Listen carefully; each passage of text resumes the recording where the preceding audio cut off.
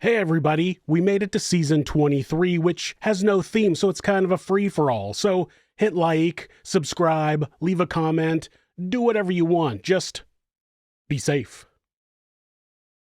Most of the time, once a criminal gets to court, they're not able to hurt anyone else, for the time being. Courthouses have pretty tight security, and even many law enforcement officers aren't allowed to have their weapons on them inside the building. If the defendant is being tried for a violent crime, they usually have a police escort, and depending on the type of hearing they're attending, they may even still be in handcuffs or even in shackles. Still, a person can commit violence once inside the courthouse if they really want to. That was the case with Brian Nichols, who is facing a second trial for sexual assault after his first trial ended in a hung jury. Despite the evidence against him being strong, he claimed that he was innocent and that the system was set up against him. He believed it was his duty to fight back. This is Monsters.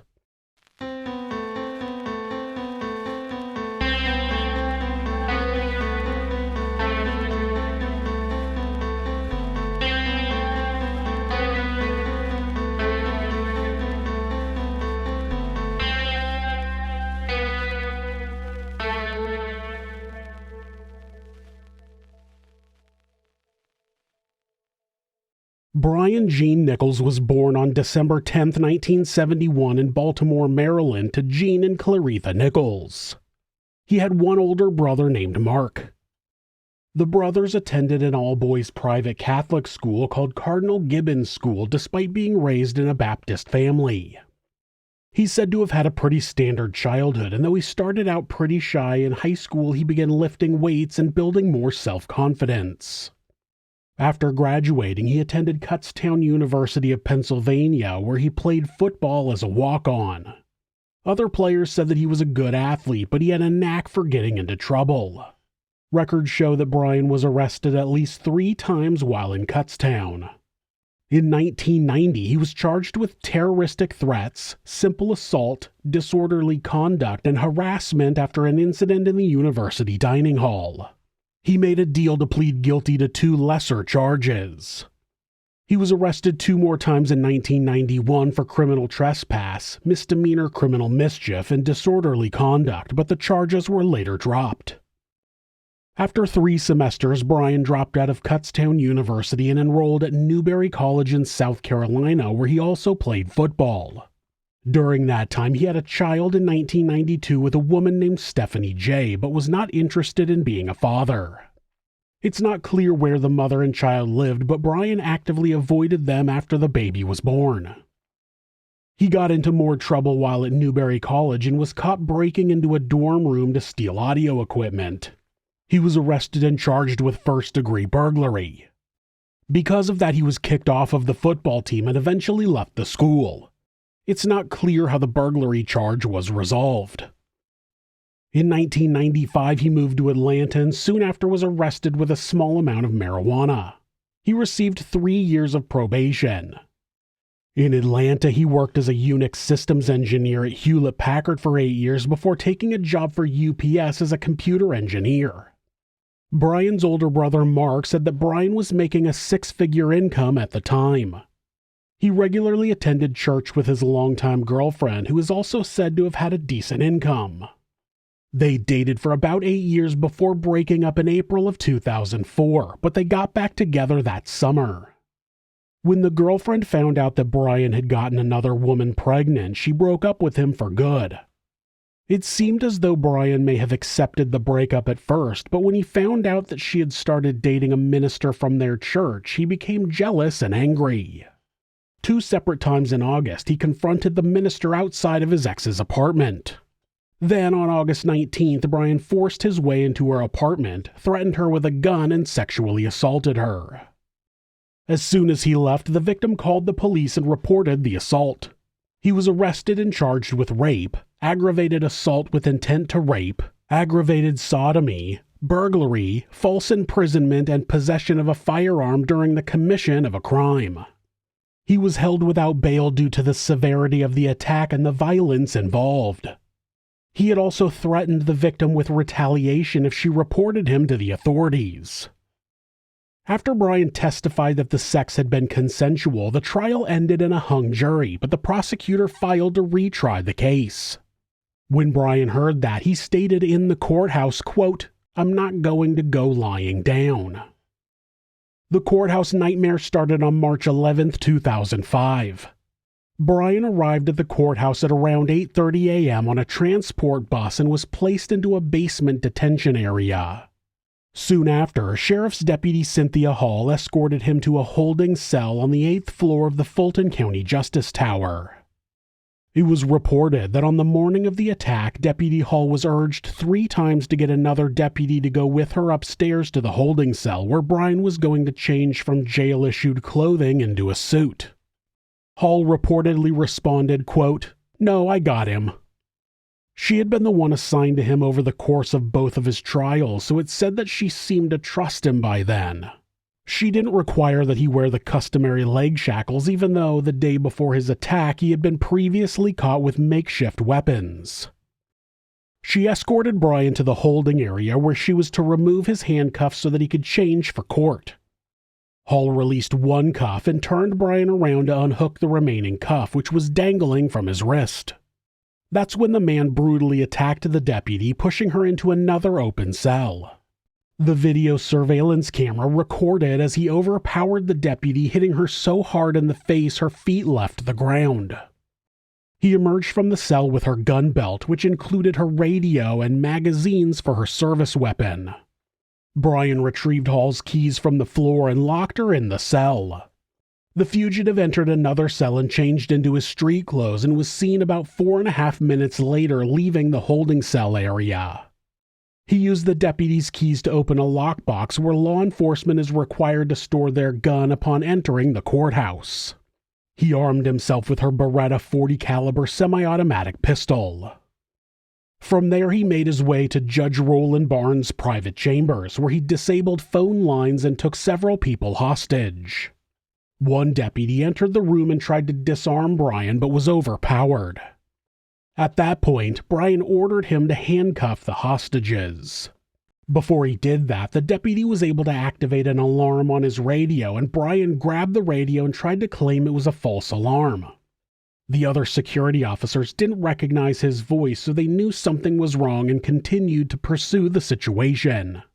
That's when Bryan entered the courtroom from behind the bench. As soon as he saw Judge Barnes sitting behind the bench presiding over another case, he shot him in the head, killing him. He wanted to shoot the assistant district attorney, but didn't see him in the courtroom, so he turned the gun on court reporter Julianne Brandau and killed her with a gunshot to the head. Bryan then fled down a stairwell through an emergency exit. He encountered Deputy Hoyt Teasley on Martin Luther King Jr. Drive and shot him multiple times in the abdomen. Deputy Teasley would end up dying from his wounds. The next hour saw the fugitive steal at least 5 vehicles in quick succession. Starting with a Mazda SUV at 9:05 a.m., he moved on to hijack a tow truck, a Mercury Sable, an Isuzu Trooper, and finally a green Honda Accord. Most of them were carjackings at gunpoint. Atlanta Journal-Constitution reporter Don O'Brien became another victim when Bryan tried to force him into a trunk and pistol-whipped him for refusing. Bryan managed to slip away through crowds gathered for a college basketball tournament. Investigators later determined he boarded a MARTA subway train to the Lenox area. The city of Atlanta plunged into darkness while Bryan remained free despite an intense citywide search. He tried to kidnap a young woman who was walking home from the gym that evening, but her boyfriend stepped in and she called 911, which made Bryan run away. Then he attempted to rob a couple at their Lenox Road apartment around 10:40 p.m. A brief struggle ensued before he escaped on foot. He then came upon U.S. Immigration and Customs Enforcement agent David G. Wilhelm at his Buckhead home, which was under construction. Bryan shot and killed the agent and took his badge, gun, and blue Chevy pickup truck. The fugitive made his way to Duluth, about 20 miles or 32 kilometers northeast of Atlanta, and forced himself into Ashley Smith's apartment in the early hours of the following morning.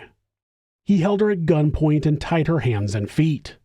They talked for hours about religion and family, which led him to relax and untie her. Law enforcement agencies had put Atlanta under virtual lockdown during that time. They announced a reward of $65,000 to anyone who could help catch him. The authorities continued their search while Brian appeared on America's Most Wanted. The manhunt lasted nearly 26 hours. Construction workers found Agent Wilhelm's body at 6:30 a.m. on the 12th. Ashley Smith called 911 around 9:50 a.m. and Brian finally surrendered to the SWAT team at 11:24 a.m. that same day. Ashley Smith's unexpected act of courage became the turning point in the manhunt for Brian. She had run to the store for cigarettes and was just arriving back to the parking lot of her apartment complex, the Bridgewater Apartments, at about 2:30 a.m. when Brian grabbed her. The 26-year-old managed to keep her composure during a terrifying 7-hour ordeal after the fugitive forced his way into her Duluth apartment and held her hostage. At first, Brian tied her up and made her sit in the bathroom with a towel over her head while he took a shower. While sitting there, she opened up about her daughter and late husband's story. He had been stabbed to death in August of 2001, and because of that, her life had spiraled out of control. She had been using drugs, and her 5-year-old daughter had to go live with relatives. She explained that she was going to school and trying to straighten her life out at that time. She told him that she was supposed to go visit her daughter that day and was afraid she would never see her again. Brian eventually untied Ashley, and she continued to try to help him accept his fate. He asked her for marijuana, but she told him she only had meth. He asked her to smoke it with him, but she refused. She would later say that the last time she had done drugs was a few days before this incident, and it helped push her to a place where she really took her recovery seriously. She read passages from the book The Purpose-Driven Life by Rick Warren. Their conversations deepened as Ashley made pancakes for breakfast and slowly built a connection with the fugitive. She told him, quote, "I believe God brought you to my door." Her peaceful presence and spiritual conversations deeply affected Brian, and he eventually let her leave the apartment to see her daughter. She called the authorities right after she got free. Police surrounded the apartment complex, and Brian saw that he had limited options. He decided to surrender without resistance and walked out with his hands up while waving a white t-shirt. Ashley's remarkable bravery brought her widespread recognition. She received the reward for Brian Nichols' capture. Her life changed completely after this incident as she overcame her previous struggle with methamphetamine addiction. She went on to write a book called Unlikely Angel, the untold story of the Atlanta hostage hero. Unfortunately, warnings of Brian's possible escape attempt had been ignored. A friend of Brian's told the district attorney's office that Brian was going to try to escape. He told them that Brian had asked for a credit card to be hidden in the pocket of the suit he was going to wear to court. Brian's mother had emailed the Fulton County Sheriff's Office and told them she believed her son would try to take a deputy's weapon. By then, Brian's parents had relocated to Tanzania, so it's unknown what gave his mother the idea that he would take a weapon from law enforcement, but she was ultimately correct. After the second trial had begun, 2 shanks were found in Brian's shoe, and despite the judge ordering the defendant to have additional deputies guard him, that didn't happen. On the day of the attack, he was still only guarded by a single deputy. Additionally, though the area where the deputy was attacked was monitored by surveillance, nobody was watching the footage. According to hospital sources, Deputy Cynthia Hall sustained significant brain injury, facial fractures, and a large laceration to her forehead. After the attack, her condition was reported as critical, but she survived. Deputy Hall's injuries were so severe that doctors at Grady Memorial Hospital initially believed that she had sustained a gunshot wound to the face. After his capture, Brian was transferred to the Atlanta police station where he made a full confession to his crimes. The spree killer claimed his rage focused on what he saw as an unfair system. Brian wrote letters after his arrest that stated, quote, "No black man has ever made such a stand as mine," and claimed the shootings carried a message. He drew parallels between his pre-trial detention without bond and Judge Barnes' decision to let white NHL player Danny Heatley stay free despite vehicular homicide charges. Of course, those two cases had quite obvious differences outside of the defendants' races. Danny Heatley had lost control of his car and crashed, something that ultimately caused the death of his passenger, but it was an accident. Despite him being responsible by speeding on a curved road, he didn't intend to cause anyone harm.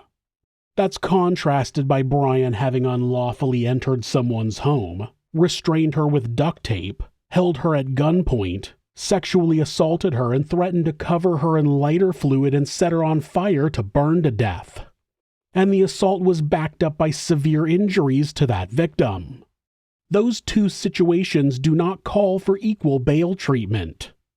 I will never say that white and black people are treated equally in U.S. courts, but this was not an example of someone being treated harshly because of their race, at least not in relation to the case they're comparing themselves to. It's also important to point out that Brian went on to prove exactly why he was held without bail. He was a violent man who was a danger to society. If that wasn't proof enough, while awaiting his new trial, it was discovered that Brian was plotting a second escape attempt. The Attorney General was asked to appoint an outside prosecutor to investigate the defendant's security at the Fulton County Jail. The independent investigation discovered that Brian allegedly got direct and indirect help from his girlfriend, a paralegal who worked for his lawyers, and his own brother. He also received help from two deputies who were reportedly paid cash for favors. It was revealed that Brian had asked his long-distance girlfriend Lisa Meneguzzo to go to a Home Depot home improvement store and make a purchase of construction tools including a masonry saw, a circular saw, and a jack. Brian is said to have plotted an escape by sawing his way out of a cement block wall. The reported plot did not get past the planning stages, and Brian was moved to DeKalb County Jail in October of 2006, where he was kept in lockdown until his trial. Brian was charged with 54 counts including murder, kidnapping, and armed robbery. His case ended up becoming Georgia's most expensive, with prosecution and defense costs reaching over $3 million. Brian pleaded not guilty to all of the charges. The prosecution played an audio tape of the gunshots that killed Judge Barnes and court reporter Julie Brandau, whose tape recorder left running preserved her last moments of life. The tape at first began with what the prosecutor called a moment of regular courtroom tranquility of a lawyer's argument to the court until the first gunshot rang out. Then the apparent confusion of stunned civil lawyers and a second shot 4 seconds later. A woman's voice was heard saying, quote, "Don't hurt me, please don't hurt me, please don't hurt me." The screams of Barnes' staff attorney were recorded as Julie fell across her, fatally shot through the head. Witnesses also testified that it was Brian who fired the shots, but Deputy Cynthia Hall was not able to testify because her brain injury left her with no memory of the attack. Fortunately, there was surveillance footage of Brian attacking the deputy. Other officers testified that Deputy Hall had become too comfortable around the defendant. The prosecution also played the recorded confession that Brian had given after he was taken into custody on March 12, 2005. Brian tried to claim that Agent David Wilhelm had pointed a gun at him, so he only shot him in self-defense, but forensics experts proved that to be a lie. The angle of the gunshot showed that David was kneeling when he was shot, and a bullet wound to his thumb showed that he was not holding a gun. While Agent Wilhelm was bleeding out on the floor, Brian had gone through his pockets and stolen his wallet, his badge, and his keys. It was in no way an act of self-defense. Brian's defense team argued that he suffered from delusional disorder with peculiar thinking and feelings of grandiosity and persecution. They called his ex-girlfriend to the stand, yes, the one he had sexually assaulted, where she told the jury that Brian had called her after their breakup and claimed he was going to kill himself, though that was likely an act of manipulation, not mental illness. The defense called psychiatrist Mark Cunningham to the stand, who said Brian began to show extreme beliefs in college. He presented college essays that Brian had written in 1992. They showed that Bryan had allegedly believed that there was an organized and deliberate attempt by whites to eradicate the black race by imprisoning black men and keeping them from having children. One of the essays read, quote, "If violence can be used to murder defenseless women and children in South Africa and Vietnam, then surely it can be used to defend the human rights of dark-skinned people all over the world." The psychiatrist claimed that those were seeds that later grew into a delusional disorder. He said that Bryan related his confinement in jail to slavery and that the judge in his case, Rowland Barnes, was the slave master. Of course, the only reason Bryan was in jail was because he committed a crime, and that crime had a victim who reported it with injuries that backed up her claim. If he hadn't committed that crime, he wouldn't be in a cage. He had spent the previous 8 years with a good job, in a relationship with a woman, and an active member of his local church, with all the freedom afforded to him as any other person had. Nobody had treated him like a slave or persecuted him during that time. It wasn't until he broke the law and became an obvious danger to society that his freedom was taken away. That is not comparable to slavery in any way. To think that, you need to be a completely remorseless individual who refuses to take responsibility for your actions. In an effort to show that the defendant did not have any history of mental illness, the prosecution called Gail Abramson Chahee to testify. She was the former Fulton County prosecutor who tried Bryan Nichols twice in 2005 for the sexual assault of his former girlfriend. She testified that she never saw any signs of mental illness in the defendant when she met with him and his attorney at those times. She said Bryan's attorney never mentioned his client's alleged mental illness either. When asked to describe the defendant, she said, quote, "Confident. I hate to use a cliche, but cool, calm, and collected." Bryan's defense attorney cross-examined her until she finally lost her cool during an aggressive series of questions. She snapped, quote, "I'm an attorney and I know what your defense is, and it is BS." It seems that the jurors also saw through the defense's arguments and rejected claims of mental illness.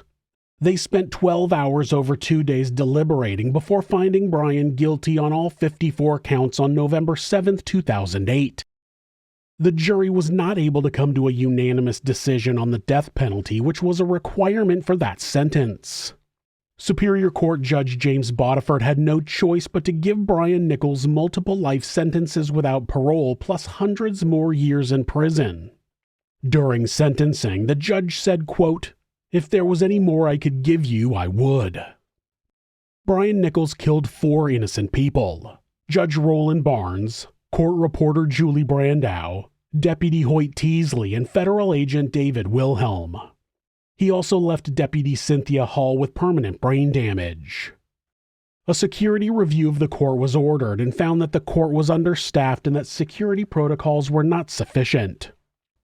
In 2016, Bryan Nichols gave an exclusive interview to WSB-TV in Atlanta where he continued to claim he was mentally ill on the day he committed his spree killings. Why did you shoot Julie Brandau? No, I can't even begin to try to make sense or answer questions about why I did something that was, wrong and totally irrational. Why kill Deputy Hoyt Teasley?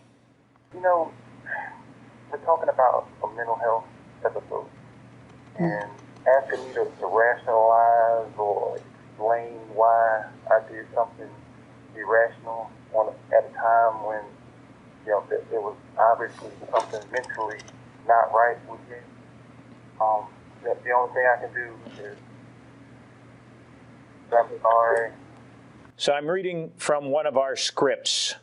They heard Nichols say he was fighting a noble war against slavery. Is that true, or were you gaming the detectives? Well, no, that was a part of the delusion. I said a lot of things to justify the delusion. Do you think that people see you as a monster? It doesn't matter. I'm concerned about how my family sees me. I'm concerned about how my children see me. Like I said, I can't do anything about the mistakes and the terrible things I've done in the past. The only thing I can do is try to be a better person going forward. Do you see yourself on those 2 days as a monster? I see myself as being delusional on that day, and that delusional person was unfortunately a monster by any definition. Would you ask, was justice done to Brian Nichols? No, it doesn't matter. Things are as they are. If I could go back and do things differently, of course I would, but it doesn't matter. I can't play the hand that I wish I was dealt. I have to play the hand that I had. He claimed that he couldn't play the hand he wished he was dealt. He could only play the hand that he had. But what hand did he wish he was dealt? Like I said before, he had gotten an education. He had gotten a good job. He had been in a stable relationship. He had been dealt that hand. It seems that he chose to fold with a winning hand and drew new cards that made him a monster.